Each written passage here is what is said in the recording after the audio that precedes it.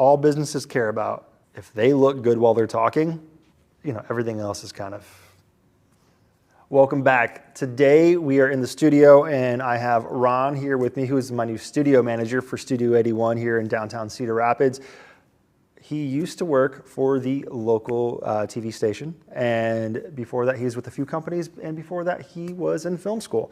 And so he has joined us here in hopes of leveling up and elevating his video production career game. And so he's going to ask me a few questions. Take it away. Yeah, thanks. So the first question that comes to mind is somebody who was in the position that I was just in, thinking about starting new, going off on their own, but kind of feeling like maybe they're held back by lack of access to good gear or cost for gear, etc. What would you advise that they focus on in the beginning to get started? I would first assess, what gear do you already have? Because most of the time, people have good enough gear.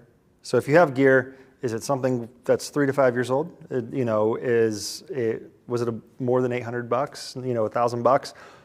If the answer is yes, it's probably good enough.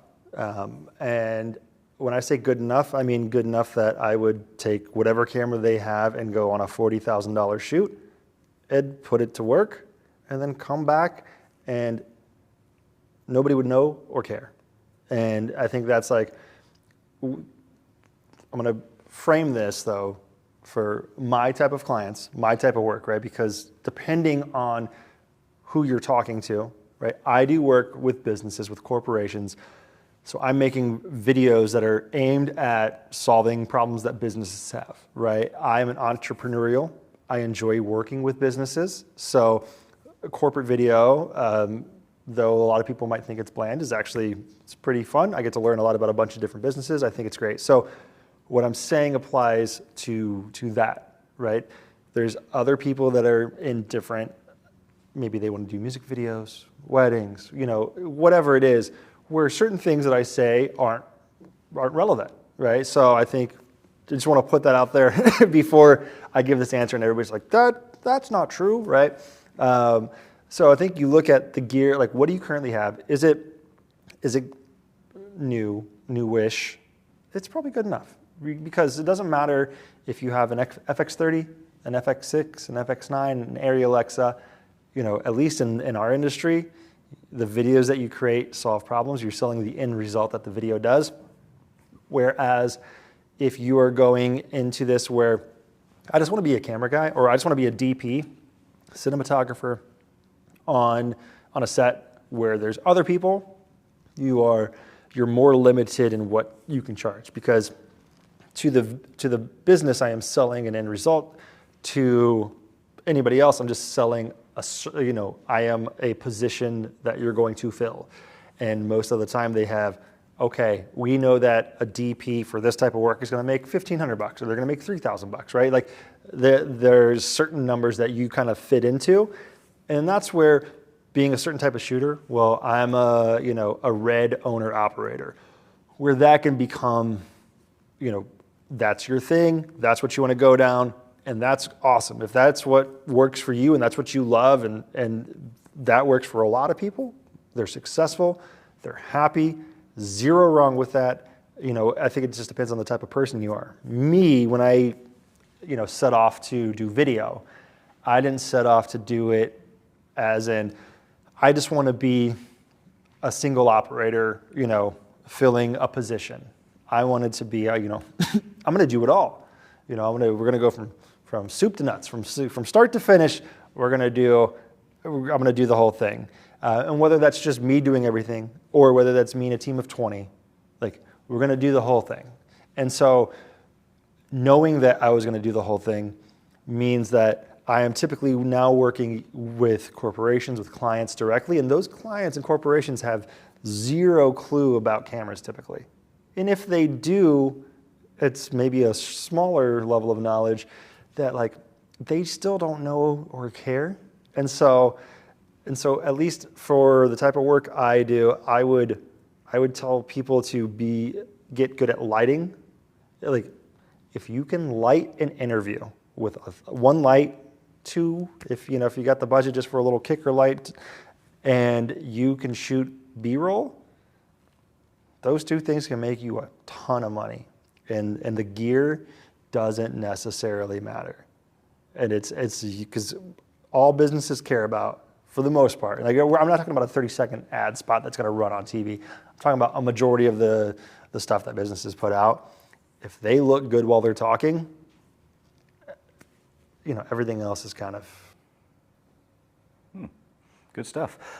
So then, along that lines of gear being less important than the end result, would you recommend someone starting out, or even somebody who's experienced and wanting to have more options, buying something new, like a camera, or going a rental option? So if somebody was starting out, I would say, even if you're not starting out, buy everything that you can used. Right? Just make sure that it was taken care of. I typically will buy through B&H used department, Adorama. I'll buy through eBay. I'll be on in different Facebook groups. You want to make sure that you're taking proper precautions, right? So maybe if you don't feel comfortable, you just pay them through PayPal Goods and Services, because if you don't get what you want, you get your money back. You can't get scammed if you pay through PayPal Goods and Services. I bought 3 different things. I've probably spent over $200,000 in the past 5 years just through PayPal Goods and Services of buying stuff. And I've had 3 instances over probably 50 to 80 transactions where something arrived that was damaged or not as right, and they refunded the money instantly, and I just shipped it back, and they handle it, right? So if you're ever nervous, that's one thing. But whether you buy it new or you buy it used, nobody knows. There's an hour meter, and everyone's like, oh, how many hours does it have on it? It's not an old tape camera. You're not going to wear something out. It does not matter. I don't care, how did they take care of it? Because something that has 10 hours that was put in the Mojave Desert, that was, just blasted with sand, versus somebody that had it in a studio and it just it's in pristine condition with 3,000 hours. I'd rather have the 3,000 hour one, because nothing's going to die on it, right? It doesn't matter. So I would buy used. And again, if you are not being hired by a production company who cares and knows about all this stuff, because we're the only people that do, nobody knows. And it is so funny, because I have an FX6. I used to have an FX3. I only have the FX6 because of a Honda documentary I'm working on. And the FX3, I would rather have that. It's cheaper, it's smaller, it's lighter, it's easier. It's the same sensor. There's just so many benefits to it. I still like the FX6. But I use the Kit 24-105 lens that I bought used. I have the 35mm 1.8 lens. That is their cheapest one. Their 85 1.8 mil cheapest one. And it's funny because those lenses are like $300 or $400 each, those 2 prime lenses. And if you buy the G Master version, it's like $2,000 plus per lens. And sure, there are things that it does better optically. Nobody knows or cares. And it's been funny because I've shot some stuff and people are like, oh, that looks really good. What'd you shoot that on? And then I tell them, and I'm like, yeah, it was $345 used. And they're just kind of mind blown. It's yeah, because a lot of times when people are looking to buy gear, what they do, and I'm so guilty of this early on, is I would go and I would be like, oh, this lens versus this lens. And I would look at them. Oh, it renders the image slightly different like this. It renders the right. And you're looking at these nuances that absolutely nobody would know, number one. And number two, you only notice if the image is identical side by side, right? So outside of that, if you're not doing, you're never going to play 2 things side by side like that, so it doesn't make any sense. Nobody knows, nobody cares, right? So always I would buy used. And then let's say that, well, if I don't have this type of camera, I'm not going to get work. That's a mindset that you would have if you are you're just trying to be a cog in somebody's wheel. Again, I say that, and it has a negative context when I say it like that. That is, I don't mean it that way, because I'm more entrepreneurial than most. And so I honestly wish I had the life of somebody that was just like, could show up, do it, and then leave for the day and just never think about it again, because my life would be so much simpler. So I envy, people that are just happy with that, because I wish that my mind allowed me to be happy with that. But for people that are constantly trying to get that type of work where maybe it requires a red, maybe it requires whatever. If you learn how to use a camera, shutter speed, shutter angle, ISO, all the different ways of it, how to expose and whatnot, it applies to every single camera. The only thing that changes is the menu structure, which you can go and look at it online. Obviously, it's better to have your hands on it, but you could sell yourself as, I have an Arri, I have a Red, I have, whatever you can think of, I have that. If you want to pay the rental on it, because you rent your gear out whenever you charge your day rate, you have your day rate and your gear rate, yeah, you're willing to pay for it, I'll do it. And then you just go to Lens Rentals or some other website, rent the camera, and use it for that shoot. So you can literally be any shooter you want. You don't have to spend $25,000 to $100,000 just on the body, unless that's what you're doing full time and you're in a market that is asking for that specifically, to then make it make sense. Outside, I would just rent. So with a camera life cycle, typically, 5 to 7 years, I've heard, some is 3 to 5. Would a long-term rental plan where you just kind of run your career with rentals make more sense, because then the rental houses are always updating their stock, and so you can always rent the newest thing, versus I bought this camera and now I have all this money that I have to commit to 10 years of this camera or whatever it is? So I think it depends on the person and the objective. So if you're going to use the same camera for 10 years, right, and you're going to rent it a bunch where you're going to end up spending way more in rentals than if you just bought it, that's one thing. But you should know that you have that amount of work booked for that particular camera. What happens is people trick themselves into thinking that I need that camera to get that work. If you're, a camera op or a DP, and that's how you sell yourself, then that's different, right? But you can get work in many places without that camera, right? You can with the camera you have. So what I would say is, if you have a camera already, use that. So maybe the FX30, the FX3, something that's 3,000 sub, right? That way you just always have something to go to. Something last second comes up, you can do it. And then rent the more expensive stuff as it comes along. If you have disposable income, you have money that it's either going to sit there in the bank account or I can do something with. The reason I spent $200,000 plus on gear is, okay, the C300 Mark III came out, right? Afterwards, somebody was selling a package, brand new, it was like 11 or 12 grand. They, sold a package with more than what it came with for $9,500. Cool, well, it's new enough, it's probably gonna hold its value because they're not gonna come out with another one for a while. I'm gonna buy that camera, I'm gonna use it for, 6 to 9 months, and then I'm gonna sell it for probably exactly what I paid for it. Then you just used it for free. And you actually made money off of it because you charged people to use it, right? So that's another reason why buying used is a really good idea, because I can't tell you how many times I've either bought stuff and sold it for the exact same amount or sold it for more than I bought it for. Because buying something used, the depreciation's already been taken, right? So, and the FX3, for example, came out like 4 years ago. They're selling for like the same price used as they were 3 or 4 years ago. So you could have bought one used, 4 months after it was released, sell it today for the exact same amount you bought it for, and all that rental that you got is upside for you, right? So there is a time and a place, and I think it makes sense, especially at these lower levels where it's more feasible.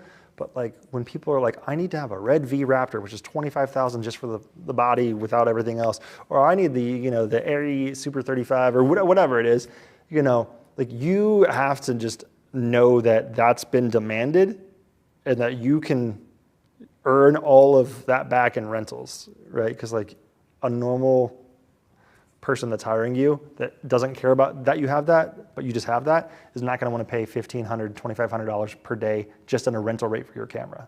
So to go back to what you were saying earlier on in terms of businesses kind of being out of the loop and knowing what gear is new, whatever the case may be, then would you agree that gear is not as important as relationships, and kind of what you're doing is you're selling the business a solution versus, here, I'm a guy with a bunch of gear?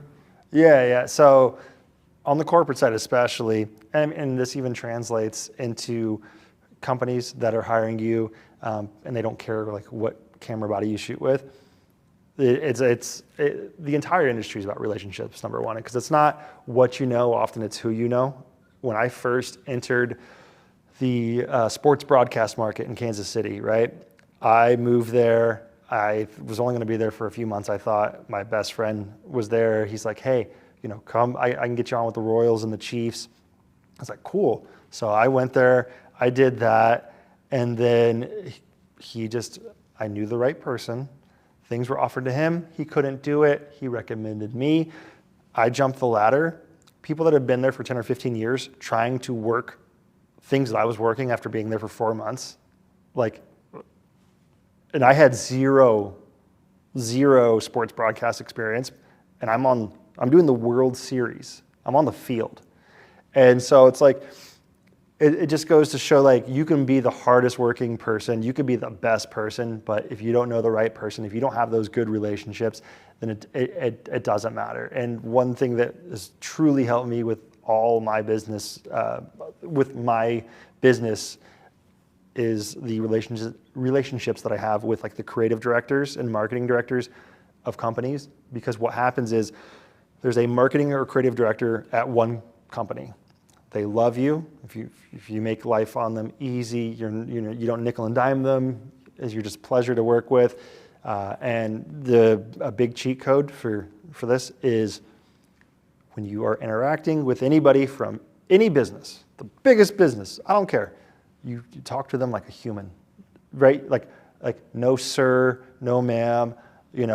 I put, hey, I will put I'll put emojis. I will talk to them like a friend, because what happens is if they're in this corporate job, they're so used to things being proper, right? They're a bit uptight.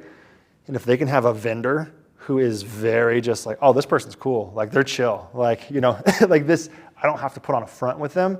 They appreciate that because they deal with enough of that, right? So it seems counterintuitive to I wouldn't call it unprofessional. I'd call it like casual in conversation. But that's how I really build and foster those relationships, because then they see me as a friend. And when people go somewhere, they want to take their friend with them.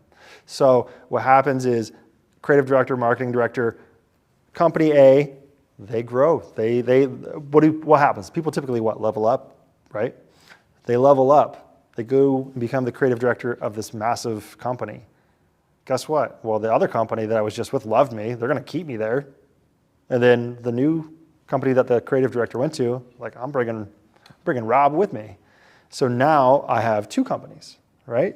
And I've been on that train with multiple creative directors where I'm just going with them and staying where I was too.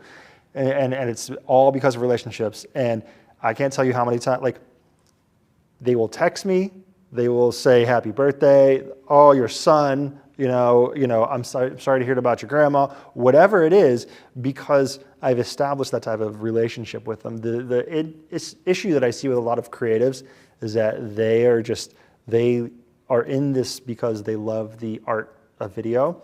I'm in this, I'm good at video, I like video, but I enjoy the business side. And what's funny is the business side is typically about relationships, right? It's not about the art and the lights and what does it look like, I'm sure this scene can be, 50 times better. Who cares? This is good enough. And funny thing, if you go on my website, it literally says, we get good enough, because that has gotten me so many jobs, because people that have been in, especially in the corporate video side, and not ads like 30-second commercials, that's all they care about. Because if somebody who is in video from an artist perspective comes in and they like, well, I'm going to spend an extra 20 minutes to dial in the lighting and get it just right. I'm going to put an extra light back there for whatever, you're not going to get brought back. Because if you didn't put that light there, it would still look good, right? So like you spent an extra 15, 20 minutes to get it 5% marginally better, right?